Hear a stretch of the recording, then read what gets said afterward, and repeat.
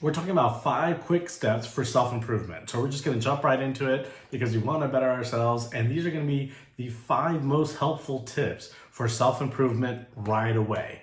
And now stay all the way to the end because I'm gonna have a bonus 6th step that I think is really, really important for you to know.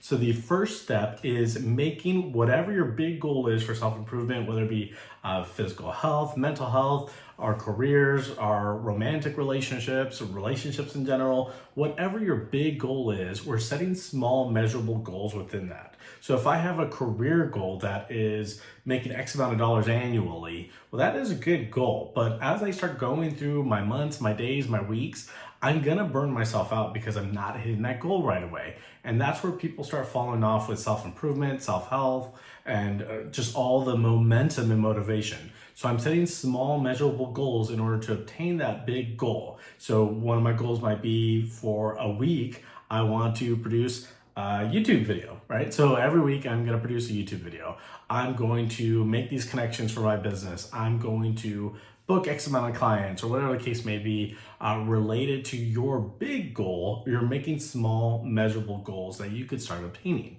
The second step is taking immediate action and steps. So I have that big goal. So if my big goal is career-wise and I want to make X amount of dollars, right, for whatever reason, or I want to make a certain title, I want to be regional manager within my career, I want to have a personal fitness goal. So instead of thinking about that big number and big goal, I set the small steps goals, and now I'm looking at immediate action I could take. So if I want to grow my practice, what's something I could do right now? Because I can't just generate thousands of leads in order to make $1 million this year.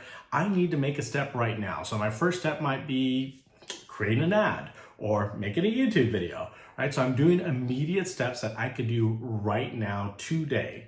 And then the third step is having daily gratitude and just celebrating those little steps. So I made a step today. I'm congratulating myself. I'm practicing that gratitude that I'm appreciative of the step I could take, and it is showing growth, right? So I'm showing self-improvement, whether it be a personal goal, whether it be a health goal, a professional goal, relationship goal. I took a step today. So if I'm trying to improve my relationships, my social skills, I'm trying to improve my romantic relationship, my career, whatever it is, I am having gratitude for the step that I took today. So I did something. I made a YouTube video. I reached out to 5 more people. If I'm working on a social anxiety, I actually talked to the barista at Starbucks today. So I'm having gratitude that I had those opportunities to start my growth.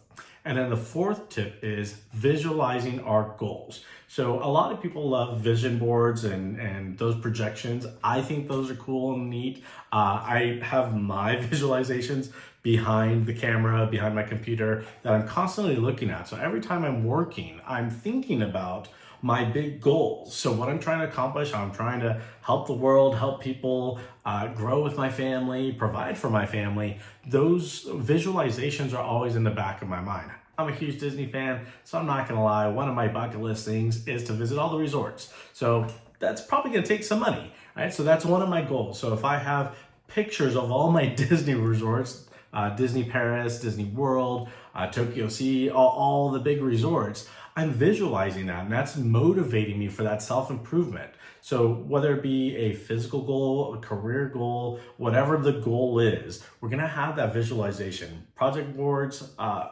great option, or even writing it down. So I know a lot of people will do calendars and will put goals through their daily, weekly targets. And if that is something that's kind of foreign to you, you don't really know how to do, but you'd like a little bit more information, please comment below and I can make a separate video on how to create one of those. So that way we're projecting and we're kind of going at a healthy speed. So that way we are motivating ourselves to continue going forward. And then the 5th goal is setting up an environment that is going to support that and facilitate that.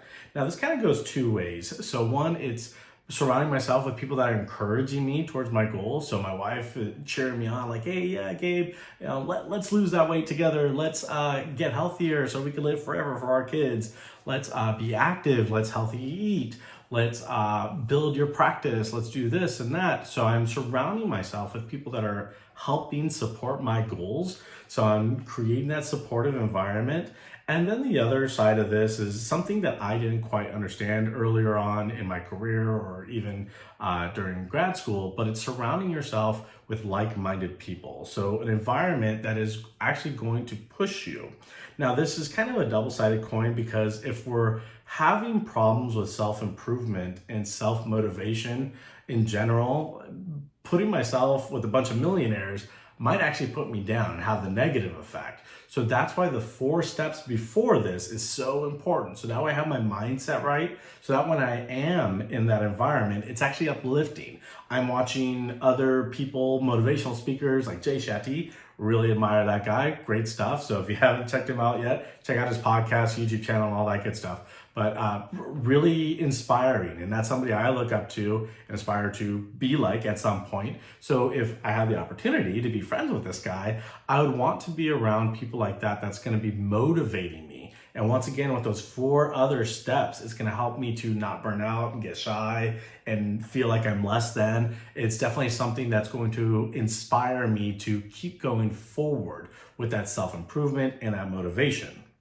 And then the 6th bonus step is congratulating yourself and living as if. So for example, if I wanted to be a motivational speaker, I wanted to make $1 million annual salary, and I wanted to go to all these Disney resorts. If that's my goal, I want to lose 30 pounds and be super fit or whatever the case may be, right? If these are all my goals and I'm following all the other 5 steps, I'm congratulating myself and I'm living as if this is already happening. So how would I present differently if I already could obtain all those things? It's kind of the concept of externalization and outside in, or method acting. It's that same concept. So if I'm faking it till I make it, or I'm living as if, I'm going to start psyching myself out or in, right, into this motivation and self-improvement, because now I am acting as if this is my life.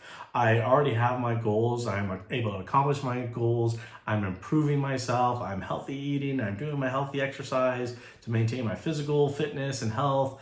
I am hitting my measurable goals for my career building and all of that other good stuff. So I'm congratulating myself and living as if. So these are our 6 quick tips on how to improve our overall self-motivation. If you have any questions or comments, please make them below. And I also have other videos on this. And if you are needing some more videos on how to improve that motivation and kind of get that fire started, please comment below. And if you haven't already, be sure to subscribe to stay up to date with our weekly videos on mental health related topics and healthy coping skills for you to apply in your own everyday lives.